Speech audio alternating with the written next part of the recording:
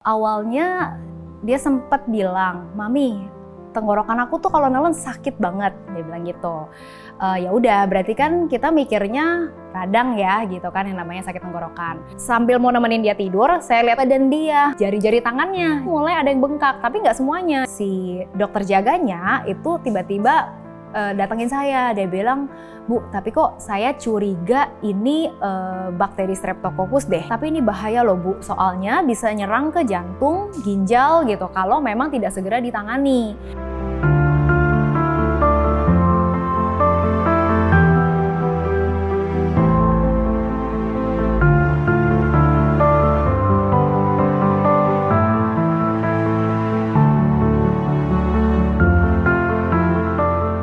Halo, nama saya Hiu Teresa.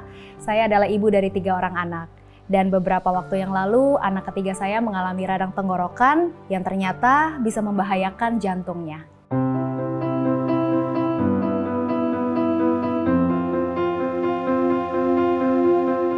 Awalnya dia sempat bilang, "Mami, tenggorokan aku tuh kalau nelen sakit banget," dia bilang gitu. Ya udah, berarti kan kita mikirnya radang ya gitu kan yang namanya sakit tenggorokan. Akhirnya memang saat itu tuh kami cuman kasih kayak semacam obat herbal gitu dan juga essential oil seperti itu gitu ya. Dan memang bersyukur dalam waktu sekitar 3 hari aja tuh udah beres. Dia udah nggak ribut lagi tenggorokannya sakit pada saat makan gitu. Nah ternyata sekitar beberapa hari kemudian gitu ya, mungkin hampir seminggu, ya memang saya ada lihat di ujung bibirnya ini ada sedikit kayak sariawan. Sampai suatu saat dia bilang, "Mami, kaki aku tuh sakit," dia bilang gitu. Bangun tidur juga dia bilang, "Kok kayaknya badan aku sakit ya, kayak nggak enak gitu." Dan saya pegang juga dia nggak demam nggak apa, masih aktif seperti biasa. Ya udah, tetap berangkat ke sekolah kan. Nah baru ngobrol lagi tuh malam ketemu saya lagi gitu. Terus dia bilang, "Aduh, kayaknya kaki aku benar-benar sakit deh," dia bilang gitu. "Ini bengkak," dia bilang. Memang saya lihat tuh ada sedikit kayak bengkak gitu ya di kakinya gitu. Setiap kali dia duduk lama dan mau berdiri itu tuh sakit gitu. Dan ternyata di hari itu dia bilang, dia cerita, "Hari ini aku sebenarnya ke health center di sekolah tuh kayak UKS gitu ya. Aku UKS, aku cuman tidur aja sih gitu, aku nggak enak badannya," dia bilang gitu, "tapi tidur aja, udah abis itu udah lebih seger lagi." Nah mau tidur, terus sebelumnya tuh saya lihat ada semacam biduran di kakinya, jadi kayak yang bulat-bulat gitu kan. Nah kalau itu kan biduran alergi, jadi saya pikir apa anak ini alergi kali. Nah sambil mau nemenin dia tidur, saya lihat lagi satu badan dia. Nah yang mulai aneh adalah jari-jari tangannya. Jadi jari-jari tangannya tuh mulai ada yang bengkak, tapi nggak semuanya. Ini kan udah malam ya gitu. Saya khawatir juga nanti takutnya dia tidur malam terus bengkaknya makin aneh-aneh kan gitu. Jadi saya bilang, "Udah deh, mendingan kita ke rumah sakit aja, kita ke IGD. Kita minta obat alergi," gitu ya. Di IGD pun saya masih tanya, saya masih bilang sama dokternya, "Dok, coba dicek dong. Ini kayaknya alergi deh," gitu kan. Nah, terus akhirnya udah deh biar membuktikan aja kita periksa darah gitu kan. Nah dari hasil tes darah itu alerginya nggak ada sama sekali. Infeksi virus juga enggak, yang ada tuh infeksi bakteri.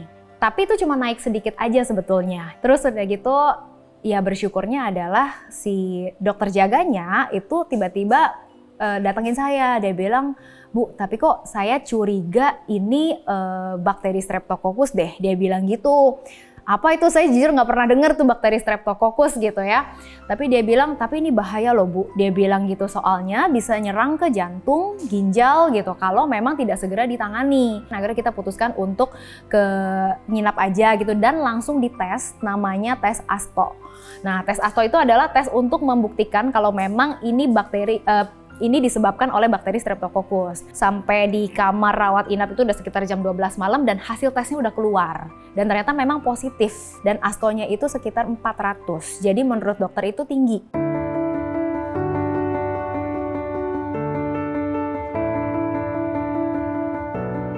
Sebagai seorang ibu pasti otomatis cari tahu gitu kan, apa ini bakteri Streptococcus. Makin saya baca, makin saya deg-degan dan makin saya panik sebenarnya. Mana nyangka sih gitu kan radang tenggorokan gitu. Dan apalagi radang tenggorokan itu tuh berlangsungnya sekitar 2 minggu yang lalu. 2 minggu yang lalu radang tenggorokan beres, baru kemudian muncul bengkak-bengkak ini. Kan namanya dibilang katanya bisa bahaya ke jantung gitu ya. Tiba-tiba anak saya ngeluh, dadanya sakit kan gitu kan.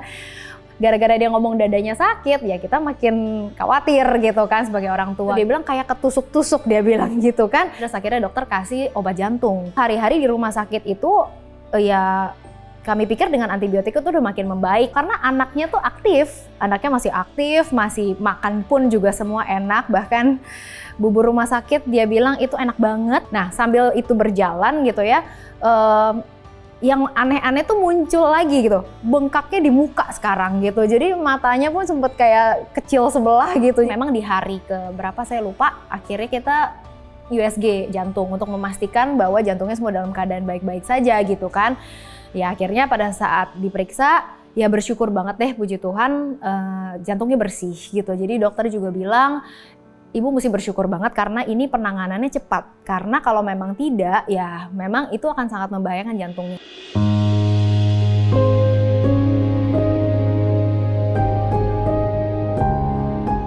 Sejak kejadian itulah baru saya tahu ternyata banyak yang ngalamin hal yang sama.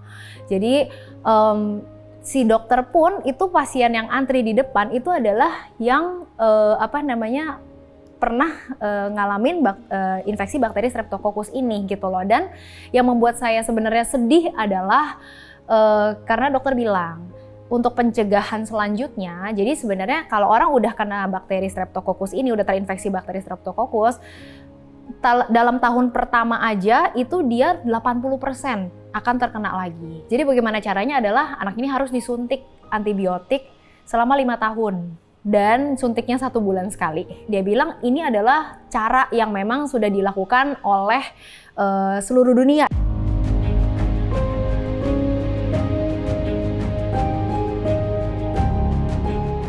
Ada perasaan ragu dan gak percaya gitu kan, keluar dari ruangan dokter, saya buka lagi, saya baca-baca lagi. Dan ternyata benar, semua tuh memang jurnalnya menyatakan seperti itu. Jadi kalau memang udah pernah kena bakteri Streptococcus, caranya adalah dengan disuntikan antibiotik itu. Dan obatnya sama persis seperti yang dokter berikan gitu. Jadi emang ini udah rules-nya lah gitu kalau memang pernah bakteri Streptococcus ini. Jadi kan memang saya tanya juga ada pilihan lain gak sih dok selain suntik gitu. Nah terus dokter bilang sebetulnya ada, yaitu obat minum gitu kan. Tapi kalau minum itu harus diminum setiap hari dan sehari 2. Karena mungkin dia masih teringat rasa sakitnya gitu kan pada saat disuntik. Dia bilang aku mau minum obat aja.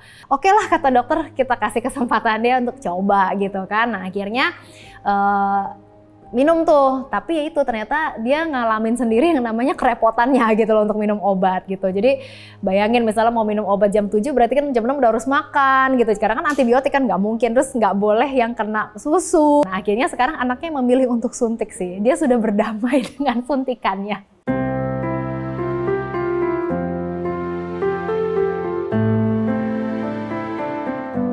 Ketika disuntikan ya di situ ya kami sebagai orang tua kan pasti yang nguatin anak dong gitu, maksudnya ya udah semangat deh yuk nggak apa-apa gitu kan.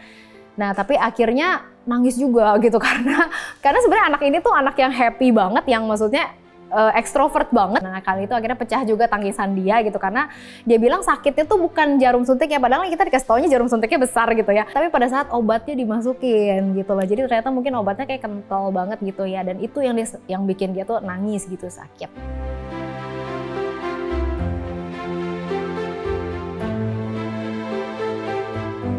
Ketika saya mencoba untuk posting berita ini gitu, cerita ini di sosial media, tujuannya hanya untuk sharing sebetulnya gitu, bahwa supaya orang tua ini aware gitu terhadap radang tenggorokan. Banyak juga yang DM kalau memang anaknya pun mengalami hal yang sama. Jadi di situ saya baru merasa bahwa oh ternyata bener ya, maksudnya banyak loh yang ngalamin seperti ini, bukan saya sendiri aja. Sedih banget sih ngelihatnya, ada yang kenanya ke ginjal gitu loh. Jadi ada yang dan itu yang sampai dikasih lihat air seninya juga sampai ya berubah warna gitu, merah lah, ungu, sampai kayak ungu Fanta gitu segala macam. Jadi satu hal yang mungkin ada satu sisi saya bersyukur karena tidak ngalamin separah itu gitu. Tapi saya pun juga jadi sangat berempati gitu bahwa wow ternyata bakteri-bakteri seperti ini tuh, apalagi radang tenggorokan tuh nggak bisa cuman didiemin aja. Maksudnya bener-bener harus diliatin gitu, di take care gitu.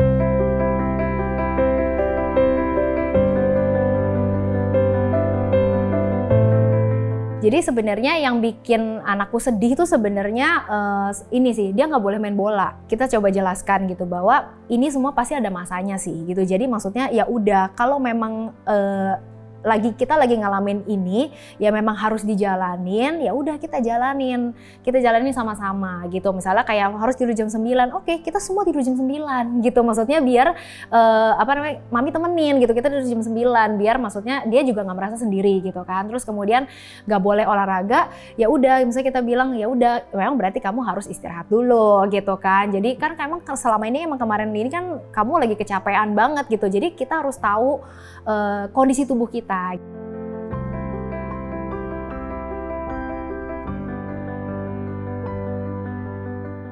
Mungkin kalau sakit tenggorokan mungkin kan semua biasa nih gitu ya, ngalamin sama, kita pasti dewasa juga pasti sering ngalamin yang sama. Tapi memang sejak kejadian ini yang harus diperhatikan adalah setelahnya. Kalau memang ada tanda-tanda yang aneh, ya udah gitu, maksudnya lebih diperhatikan aja gitu. Karena kalau di anak saya kan ada muncul seperti sariawannya di pinggir bibir gitu, dan kemudian pada saat dirawat pun dokter lihat ternyata lidahnya itu juga seperti lidah stroberi, jadi kayak banyak titik-titiknya itu. Terus kemudian yaitu pembengkakan di sendi-sendi gitu ya, mungkin emang dampak setelahnya gitu. Karena ya siapa yang nyangka ya 2 minggu setelah radang tenggorokan loh.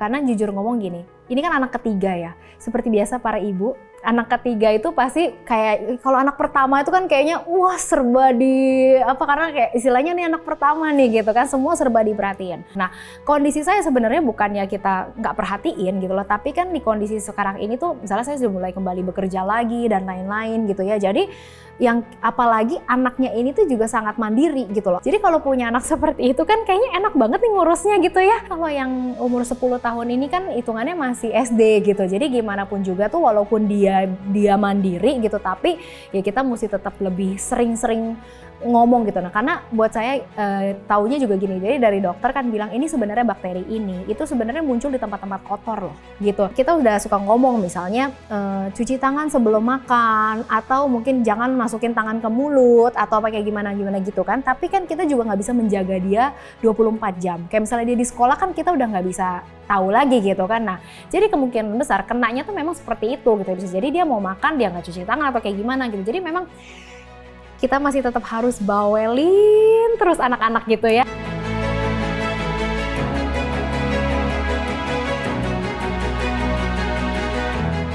Pokoknya yang mau saya sampaikan adalah kamu udah sehat sekarang ya kan, udah sehat. Kejadian-kejadian yang kemarin kita lewatin sama-sama itu gitu kan, itu juga pengalaman yang memang nggak bisa yang tidak bisa kita hindari.